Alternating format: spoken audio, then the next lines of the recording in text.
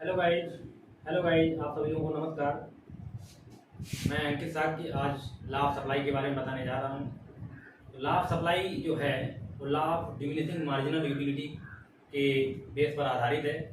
तो law of supply सबसे पहले कहते किसको हैं कि जब वस्तु की कीमत अगर बढ़ती है तो वस्तु की सप्लाई भी बढ़ती है, वस्तु की कीमत अगर घटती है तो वस्तु की सप्लाई भी घटती है। यानी हम कह सकते हैं इसमें पॉजिटिव रिलेशन होता है, डायरेक्ट रिलेशन होता है। चलिए परिभाषा इसके अकॉर्डिंग समझते हैं। Law of supply drive the relationship between price and quantity supplied और other things remaining the same when price of a commodity rises its quantity supplied increase and when its price fall quantity supplied also fall.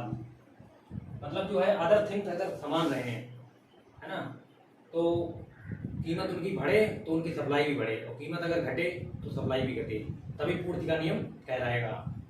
Other जो remaining same का मतलब ये है कि जैसे इसका ये फार्मूला है एस एक्स, मतलब वस्तु की जो सप्लाई है वो इतने कारकों को प्रभावित करती है ना, जब हम सप्लाई करते हैं। लेकिन जो लॉ ऑफ सप्लाई का जो रूल कहता है वो ये कहता है जैसे पी एक्स है, मतलब वस्तुओं की जो कीमत है, और एस एक्स यानी वस्तुओं की जो सप्लाई है, इन्हीं के बीच में क्या होता है, रिलेशन होता है। बाकी ये अदर फैक्टर जितने भी हैं ये कांस्टेंट रहे, रिमेन्स कांस्टेंट।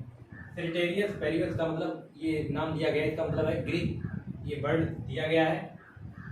इसको एक दो जो पॉइंट है इनके आधार पर मैं समझा देता हूँ। जो टेक्नोलॉजी है, टेक्नोलॉजी का मतलब ये है कि अगर टेक्नोलॉजी बढ़ेगी, अच्छी हो जाएगी, तो वहाँ जो वस्तु की जो कीमत है वो तो उतनी रहेगी, लेकिन वस्तु की सप्लाई क्या होगी, इंक्रीज हो जाएगी। लेकिन हमारा लॉ ऑफ सप्लाई ये कहता है कि वस्तु की पूर्ति बढ़ती है, वस्तु की कीमत अगर बढ़ती है तो वस्तु की सप्लाई भी बढ़ती है, लेकिन यहाँ पर वस्तु की कीमत उतनी है, तो इसीलिए इनको कांस्टेंट रखा गया है। इसी प्रकार दूसरे हम पॉइंट पर हम समझ सकते हैं जीपी। जीपी का मतलब है गवर्नमेंट पॉलिसी। गवर्नमेंट पॉलिसी हमारे दो पॉइंट पर आधारित है, एक टैक्स और दूसरी सब्सिडी।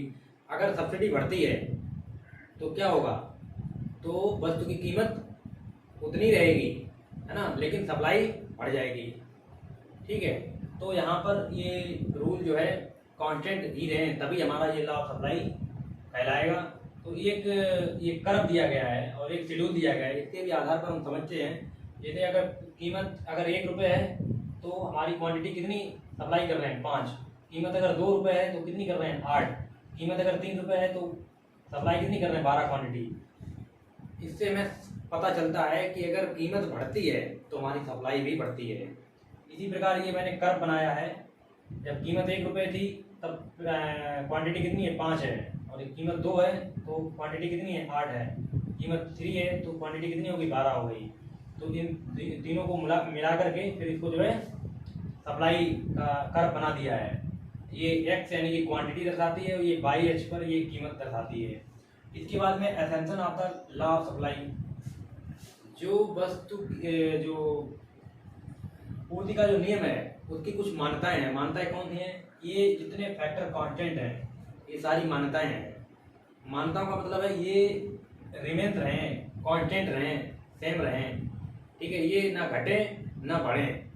ठीक है, जैसे price of related goods remain same, है ना, government policy remain same, state technology remain same.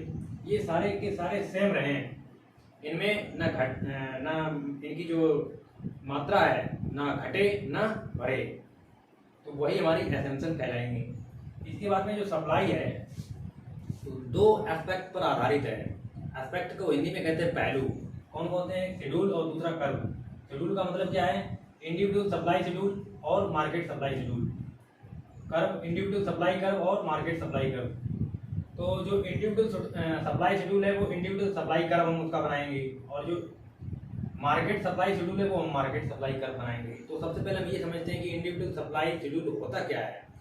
Individual firm के द्वारा जब विभिन्न कीमतों पर विभिन्न मात्राएं जब सप्लाई की जाती हैं तो वो इंडिविजुअल सप्लाई शेड्यूल कहलाता है।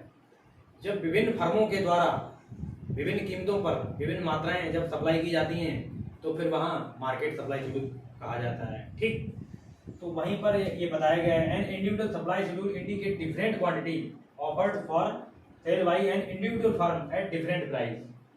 इसके बाद में market supply obtained by aggregating the supply of all firm selling that commodity at alternative price. इसका मतलब वही है जो भी मैंने बताया था। इसके बाद में ये शेड्यूल के माध्यम से हम समझ रहे हैं, और ये कर्व के माध्यम से।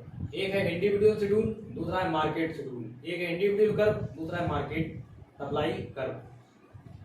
तो इंडिविजुअल जो सप्लाई शेड्यूल है वो क्या है, प्राइस अगर 1 रुपये है तो हमारा जो क्वांटिटी है वो कितना जा रहा है 6 kg। अगर 2 रुपये है तो 8 kg, 3 रुपये है तो 12 kg। ये क्या है, फर्म ए है। इसी प्रकार ये फर्म बी दी गई है, रुपये उतना ही है, प्राइस उतना ही है, लेकिन इसकी जो क्वांटिटी है वो 5 है, यहाँ पर 6 है, यहाँ पर 13 है। तो ये क्या हो गया, इंडिविजुअल सप्लाई शेड्यूल। लेकिन जब हम इसको फर्म ए, ये इंडिविजुअल सप्लाई शेड्यूल हो गया है, या इसके अकॉर्डिंग भी समझ सकते हैं इसको और इसको। जब अगर कीमत यही रहे और इन दोनों को अगर हम ऐड कर दें, कहते 5 और 6 कितना हो गया 11, 8 और 6 कितना हो गया 14, 12 और 13 कितना हो गया 25, तो ये क्या कहलाएगा, हमारा मार्केट सप्लाई शेड्यूल कहलाएगा। ठीक है। इसके बाद में individual and market supply curve. तो क्या हो गया है, यहाँ पर इंडिविजुअल ये रहा, प्राइस हमारा 1, 2, 3 और हमारा जो क्वांटिटी है वो 6, 8, 12। इसमें देख सकते हैं जो एक्स अक्ष पर जो भी मात्रा लिखी हुई है वो क्वांटिटी है, और जो वाई अक्ष पर जो भी नंबर लिखे हुए हैं वो क्या है, प्राइस है। और ये हमारा सप्लाई कर्व दर्शाया गया है। तब जब हम इन दोनों को अगर हम जोड़ देते हैं तो हमारा क्या बन जाता है, मार्केट सप्लाई कर्व। देखो 6 और 5 कितना होता है 11, 8 और 6 कितना होता है 14, 12 और 13 कितना होता है 25। अगर हम सिंगल रखेंगे तो ये इंडिविजुअल सप्लाई कर्व कहलाया जाएगा। अगर हम दोनों को ऐड कर देंगे तो ये हमारा मार्केट सप्लाई कर्व कहलाएगा। आशा करते हैं कि आप सभी लोगों को समझ में आया होगा, और अगर नहीं समझ में आया है या कहीं डाउट है तो आप कमेंट में लिख सकते हैं। धन्यवाद।